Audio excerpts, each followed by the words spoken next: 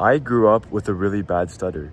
Growing up, I was scared of raising my hand in class because there were certain letters I got stuck on, such as a T or an S, and also the M's as well. Like, for example, when the teacher called on me to say, "What's your name?" and I had to say, "My name is Connor," I would be like, my name is Connor. And I know it sounds like I'm kind of just playing it off, but dude, my stutter was horrible. And it just sucks to have this passion and have this spark in you and have it dwindled by the feeling that someone's going to judge you and you're going to mess up and that you're not good enough. And now I post a ton of content. I put myself online, posted about 1,000 times on TikTok and Instagram the last year. And because of that and through this experience, I've learned to become more secure and confident in myself. And I wanted to share this video to kind of walk you through my journey and how I overcame my insecurities, my stutter, and just my feeling like I have to people please or conform to opinions in general. So with my stutter, that's a different story. I learned to become more confident and I eventually was able to talk. But even though I was still able to talk, I still was very dependent on the way that other people thought. For example, whenever I wore an outfit, I would always ask someone like, "Hey, is this outfit good? Is this outfit look decent?" And if someone said the outfit looked bad, I would take that to heart. I would literally think the outfit looks bad and I would change my outfit. So I was very conforming. I would shape into the people around me, and it wasn't the best life to live because I started to really wanted to post content, right? And so I started to make accounts on Instagram and TikTok accounts where I would just post my outfit checks, and then people would find it, people would tell other people, and I would delete that account. I remember I had an account called Doggy Dog. It got to 20 followers, and then boom, someone saw that account, and then like that, I deleted it, started a new account. This kept on going multiple times, and it just sucked because I had this passion, I had this fire inside of me, I had this like personality to myself. Like I want to show my outfits to the world. I want to just low-key be famous, low-key experience that life. And there is that barrier, there is that social pressure and that insecurity, like what if I'm not good enough, what if people judge me, that was constantly weighing me down.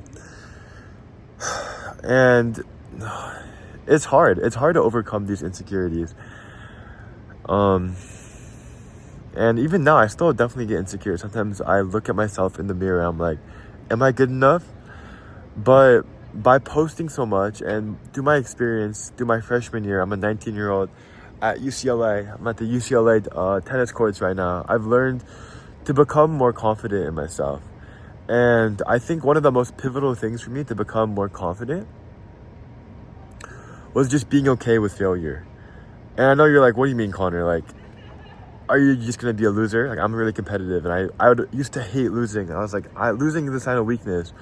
But being able to realize that you're not enough, to realize that you're vulnerable, to realize that you're not there, it used to be a pain point, and I think that that's a pain point for a lot of insecure people.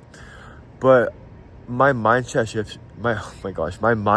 shifted to realize that, hey, I could be not good enough, I could be a failure, but as long as I know that I'm aware of my mistake and I'm going to work my butt off to get better every single day, I will get better and I will become better and less insecure.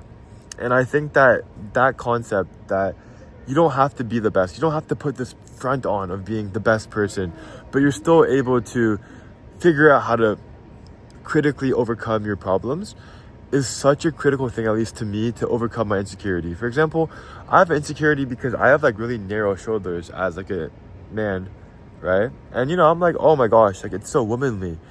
And for that thing, like, sure, it's a failure, I guess, even though it's God's design. I wouldn't call it a failure, but it doesn't fit the goal. But when I look at it from the perspective of, hey, like, can I do anything about my shoulders? No. But I could totally hit the gym more. I mean, I could do that.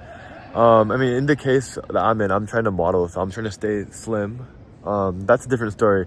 But my point, sorry, it kind of went off the rails, is that in order to overcome your insecurity, you have to be willing to accept the fact that you're not perfect and be able to see if you could do things, and some things you can't do anything about, but just learning how to love yourself and to accept the fact that you're not going to be perfect all the time.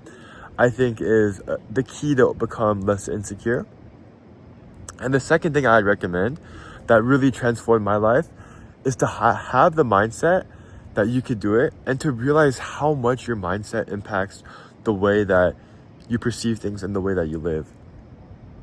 Because, for example, before, I didn't want to post content because I was like, I'm not funny enough. I'm not a personality. I'm not this. I'm not that. And by me having this mindset of I'm not this, then that enforced my thoughts to go that way. It's there's a guy named Ian Hacking, and he had this paper, and he calls it the looping effect. That if you believe you can't do something, then your beliefs are going to lead to actions which make it so it's more difficult for you to do that thing. If you believe that you can't study and you're cooked and you're going to fail the class, then you're not going to be able to think more critically about the content. You're going to give up on studying earlier. And because of that, you're going to create this looping effect where because you think you can't, you won't, and you eventually will not be able to do something.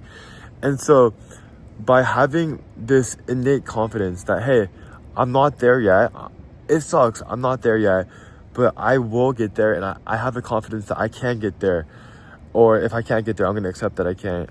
I think that's a key to overcome insecurity, because at the end of the day, people are going to hate you. People are going to judge you. People are going to look down on you. They're going to call you cringe. They're going to hate your dream, your passion. And if you're not able to sit down with yourself and look at yourself eye to eye and be like, am I failing? Number one. And two, I can do this. If you could ask the first question, am I failing? And if you can affirm yourself that I will do this, you will overcome all your stressors and all your anxieties. And you will learn to love yourself for who you are. Love yourself unconditionally. Not love yourself because you're this, like you have this much money, you do this, you do that. But you love yourself because of who you are, and because you trust your judgment, and you're able to overcome failure, overcome difficulties. That is the feeling you need to overcome insecurity and judgment. And it's hard. And I'm still going through that. I still look at people when they look at me funny and think, am I the problem? But yeah, I just think that learning to love yourself by accepting your failures and looking at your failures in that way is one of the biggest keys to overcoming insecurity. So yeah, thanks for listening to a 19-year-old tell you how to be less insecure. Arigato.